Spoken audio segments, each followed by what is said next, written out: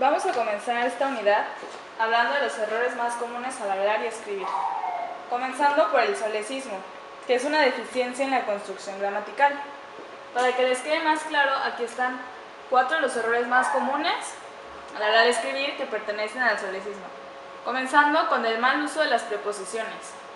En este ejemplo dice de acuerdo a. A está mal, debería de ser de acuerdo con. Siguiendo está el mal uso de los pronombres. Por ejemplo, yo te digo a ustedes. Aquí está mal porque yo te digo está hablando a una persona y a ustedes está hablando de varias personas. Por lo que debes de cambiar o el te digo o ustedes. Por ejemplo, quitas yo te digo y pones yo les digo. En este ejemplo, el grupo llegaron es falta de concordancia, es decir, que no tiene sentido. Porque él está hablando en singular, el grupo llegaron. Está mal porque dice llegaron, debería ser el grupo llegó. Por último, también está el mal empleo de la gramática. Acá dice hacen muchos meses. Si ven, tampoco tiene concordancia porque hacen está hablando de que alguien está haciendo algo. Muchos meses no tiene sentido. Debería decir hace muchos meses.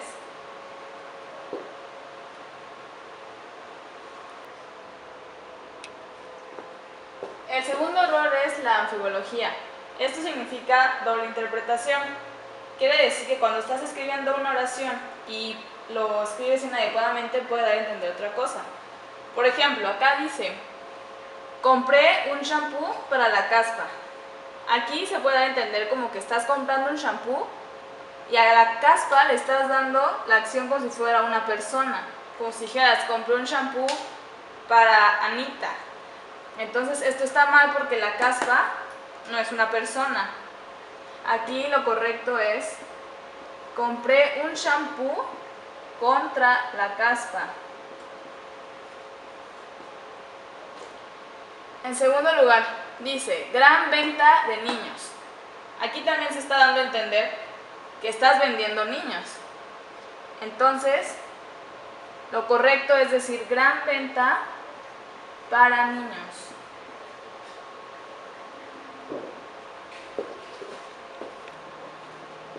El tercer error es el barbarismo. Este consta de dos cosas. La primera es cuando usas otro idioma cuando es innecesario, porque esa palabra también existe en español. Por ejemplo, el show estuvo entretenido. Show en español es espectáculo. Entonces acá deberíamos de decir el espectáculo estuvo entretenido. También el barbarismo consta en el empleo de palabras mal pronunciadas, como por ejemplo, ya hiciste tu tarea. Hiciste está mal pronunciado. La correcta pronunciación es ya hiciste tu tarea. El cuarto error es la monotonía. Esto se basa en la repetición del mismo sonido o de la misma palabra en un párrafo, en un texto. Por ejemplo, acá dice, me dijo que le dijera a su mamá lo que le había dicho el maestro.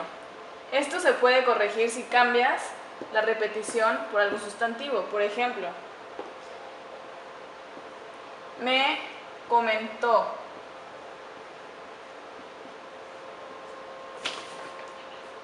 Me comentó que en vez de dijera, puedes decir que le avisara a su mamá, y esto lo puedes dejar porque ya no se repite. Entonces así queda. Me comentó que le avisara a su mamá lo que le había dicho el maestro. Y así se oye mucho mejor. El quinto error es la redundancia o pleonasmo. Esto es una repetición viciosa de algo, es decir, que dices lo mismo dos veces. Por ejemplo, sube para arriba. Aquí ya sabes que si subes, vas para arriba. Entonces está de más decir para arriba. Nada más, sube. Otro ejemplo es oríllate a la orilla. Es lo mismo. sabes que si te vas a orillar, es a la orilla. Entonces, basta con decir, oríllate. El sexto error es la cacofonía. Esto es la repetición de sonido en la unión de dos palabras. Por ejemplo, acá dice con conocimiento. Como pueden ver, con y con se repite y está unido. En este ejemplo es la primera letra lo que se está repitiendo. Pedro pica papas. La P y la P. Y en el último es el sonido de la última sílaba con la primera. Por ejemplo, Ana ha acordado. Entonces esto se oye mal. Y esto en los textos formales se ve mal. Si estás escribiendo poesía o alguna canción, este es el uso correcto, pero si estás en algún texto formal para una escuela o para algún trabajo, debes de encontrar otra palabra que no suene igual a la anterior. Ahora entramos a la unidad 2, que habla sobre la oración y el párrafo. Primero vamos a hablar sobre la oración. La oración se compone del sujeto más el predicado. El sujeto es de quién se está hablando en una oración y el predicado es qué hace.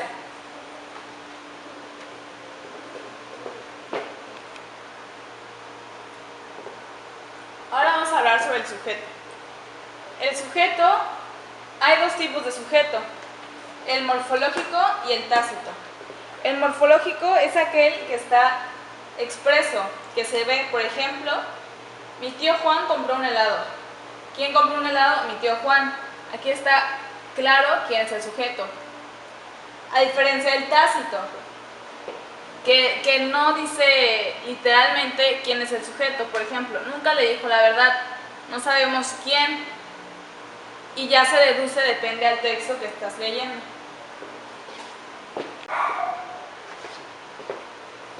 Ahora vamos a hablar de la segunda parte de una oración, que es el predicado. El predicado, al igual que el sujeto, se divide en dos, el verbal y el no verbal. El verbal se ve expresamente, como el sujeto morfológico. Por ejemplo, acá dice, Pablo compró un helado. El predicado es compró un helado. Se sabe cuál es la acción que es compró. En el no verbal no se ve, por ejemplo, y tú tan tranquilo. Aquí se deduce que es y tú estás tan tranquilo.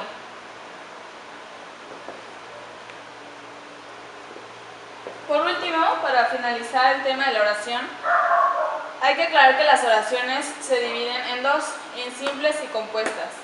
Las simples son las que solo tienen una acción. Por ejemplo, Jaime corrió 20 kilómetros. Y las compuestas son las que tienen dos o más. Por ejemplo, Jaime corrió 20 kilómetros y se desmayó. Para acabar con nuestro módulo y con la unidad 2, vamos a hablar sobre el párrafo. Para que un párrafo sea considerado como un párrafo, tiene que tener 4 elementos: unidad, coherencia, concordancia y claridad.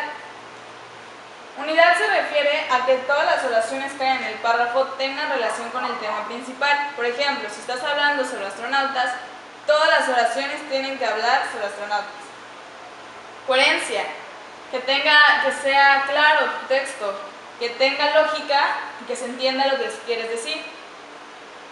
Concordancia se refiere a que no haya ninguna alteración o algún error gramatical que confunda al lector, como por ejemplo, el niña corrió muy rápido. Y por último, que tenga claridad, es decir, que ninguna oración tenga un doble sentido o se pueda malinterpretar.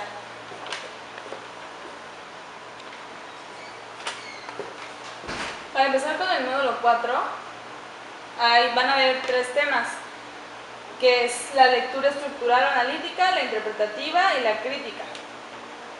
Empezando con la lectura estructural o analítica, acá hay los ejemplos de algunas de esas lecturas. El primero es el anuncio. El anuncio, su objetivo es dar a conocer algo, o más bien convencernos de consumir algo, y puede ser visual o auditivo. Está considerado en esta categoría porque muchos anuncios los tienes que analizar y tienes que ver que los factores que ese anuncio tienen para ver si te conviene consumir algo o no.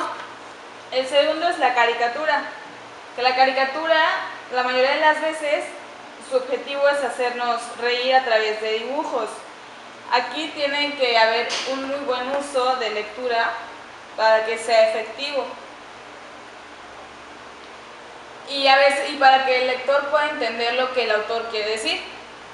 El tercero es el chiste. Como muchos de ustedes ya saben, el chiste es para hacernos reír también, pero aquí lo más importante es el manejo del lenguaje. Tiene que ser claro y comprensivo para que el chiste dé risa, y es un juego verbal. El cuarto es el refrán. El refrán tienes que analizar lo que está diciendo. Incita a la reflexión y tienes que entenderlo muy bien para que su objetivo se cumpla. Por ejemplo, camarón que se duerme se lo lleva la corriente. Tienes que entender a qué se refiere este refrán. La quinta es recetas de cocina, que son instrucciones para cocinar algo. Aquí tienes que estar muy atento al vocabulario y tienes que manejar bien el lenguaje, y tienen que ser oraciones cortas para que entiendas y puedas hacer efectivo la receta y hagas bien lo que quieras cocinar. El último es un artículo periodístico, que este se basa en leer la opinión del autor y ver los juicios que el experto hace acerca de algún tema.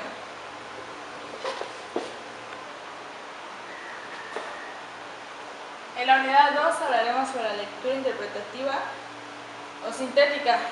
Aquí los textos se dividen en dos, en expositivos y en narrativos.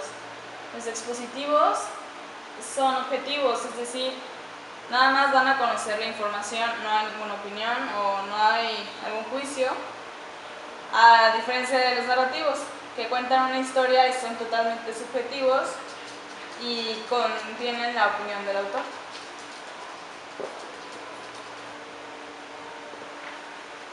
A su vez, para la lectura interpretativa o sintética, lo más importante es el título, el tema y el contexto.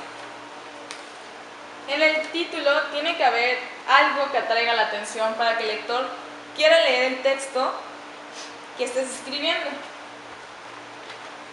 El tema, en general, es una palabra o una oración que te introduce a la que va a tratar la obra y te da una idea general de lo que vas a leer. Y por último, el contexto es el ambiente o la serie de circunstancias en la que se lleva a cabo la historia.